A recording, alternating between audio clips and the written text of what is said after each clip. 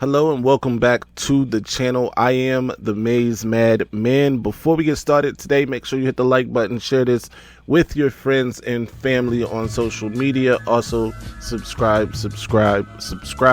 Today we're talking early returns on an official visit from the weekend, plus flip targets for the Wolverines, both in the defensive backfield. We'll talk about all that, and of course, I'm upset. No disrespect, respectfully, but disrespectfully, it's disrespect. Don't be disrespectful. Those vile, disgusting Spartans, poor little bro, man. And I'ma tell them why I'm mad.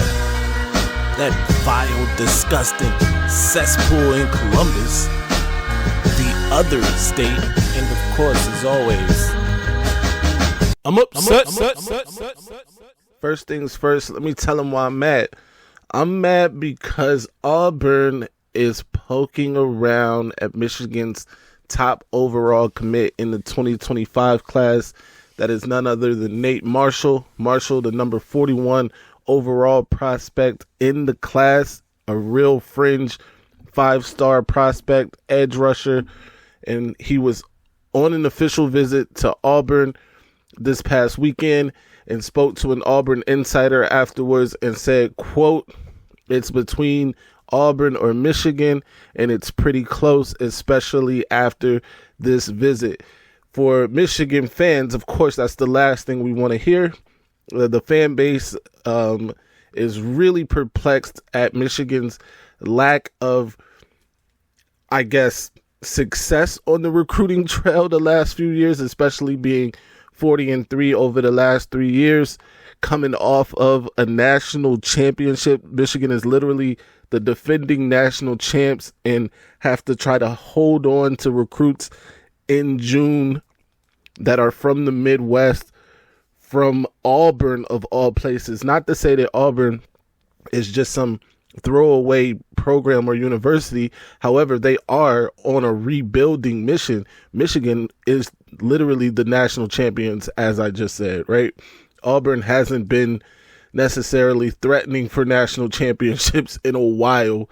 In the last one, obviously with Cam Newton, he was kind of the team at that point. But I digress. We saw what happened with Auburn at the end of the regular season last year when they basically had the game won against Alabama and allowed an exceptional prayer to be answered from Alabama on that Hail Mary fling into the end zone on 4th and forever.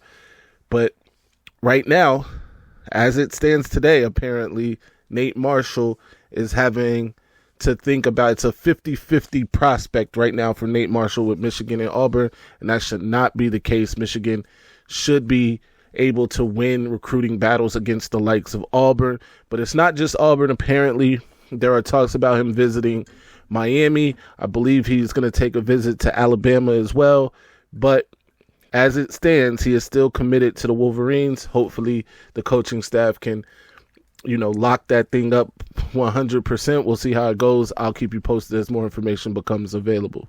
All right, let's get to some more positive news. The Wolverines play host to some elite talent over the weekend for official visits, including Bishop Gorman, interior offensive lineman S.J. Olifatuli.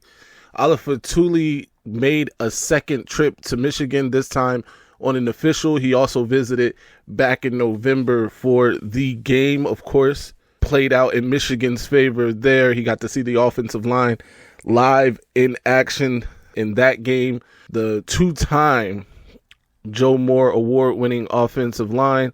Of course, last year they were semifinalists, but that's neither here nor there. Olifatuli and his family got to spend some quality time with both Coach Sharon Moore and new offensive line coach Grant Newsome, who they both fell in love with, and especially Grant Newsome and him taking over the position. He said, quote, "Coach Newsome was great. We had good talks all around during the visit. He just showed me where I would fit in at Michigan, what I could do to impact. It was good, though. We always talked during the visit. A good guy. I appreciate everything he does. It's great to see Grant Newsom taking the initiative here with Ola Fatuli and his family. He also went on to say, coming from Gorman to Michigan is the best of the best. These people carry themselves with high standards for them and their teammates. I feel like that's really what makes a difference at Michigan, is the relationship that the team has with each other. Great news, great signs coming out of his visit. He was also extremely impressed by Michigan's strength and conditioning coach Justin Tress, as well as nutritionist Abigail O'Connor. He was more impressed with the campus itself. One of the things he was very impressed with was the look of the campus and how large it was. Obviously, he said that it looked very Hogwarts-like. He was able to catch up with former Bishop Gorman teammate Micah Kayapana, who he grew up with on the island of Hawaii. Both of their families are extremely close, and that also bodes well for Michigan, the Kayapana connection. So hopefully, those things help Michigan to land this extremely talented interior offensive lineman. I'll keep you posted on that and more as it becomes available. Talk about Michigan and their attempts to flip a couple targets. We spoke about the fact that Auburn and other schools are trying to flip the top Michigan target, Nate Marshall. But now let's talk about what Michigan is trying to do in terms of flipping top-level recruits.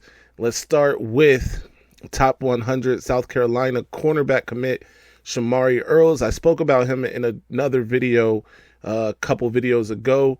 He's a top 100 corner prospect out of Chester, Virginia, Thomas Dale High School. He is 6'2", 200 pounds, has great length, and most importantly, according to E.J. Holland of the Wolverine, this guy can absolutely fly in terms of his speed. He was playing a 7-on-7. There was video of that, a 7-on-7 with his teammates absolutely dominating, reading the quarterback's eyes and reacting to everything out there. He looks every bit of 6'2", 200 pounds, and he also hopes to run a 10.6 100-meter dash. Speaking of track, he also posted one of the fastest times in the state of Virginia in the 60 meters, beating another Michigan recruiting hopeful in Jamari DeLoach in the process. And that is impressive because Jamari DeLoach, I believe, has the fastest time in the state of Virginia in the 100. So just keep that in mind. By the way, this Shamari Earls kid is 4 inches taller and at least 25 pounds heavier as well, according to E.J. Holland. So that's pretty impressive there. I got to give him some credit there. Jamari DeLoach, you may remember I had on the channel for a live interview. A very impressive kid in his own right. But Shamari Earls will be on campus for an unofficial visit in the coming days for Michigan. Hopefully they're able to lock in an official visit, which would really set the stage for Michigan to flip him. That being said, Michigan isn't the only program hot on the heels of Mr. Earls, as Georgia as well is in the picture here trying to flip him from South Carolina. We'll see what happens. I'll keep you posted as more information becomes available. Keep it locked right here on the channel for more information on that.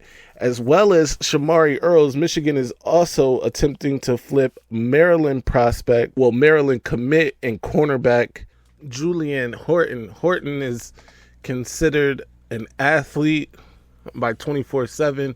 He is 6 feet, 175, rated the 852nd ranked prospect in the nation, but expect that ranking to go up. He is currently a 3-star prospect, but his coach, who is from the Atlanta area, has said that he hasn't seen a prospect like Horton during his time in coaching.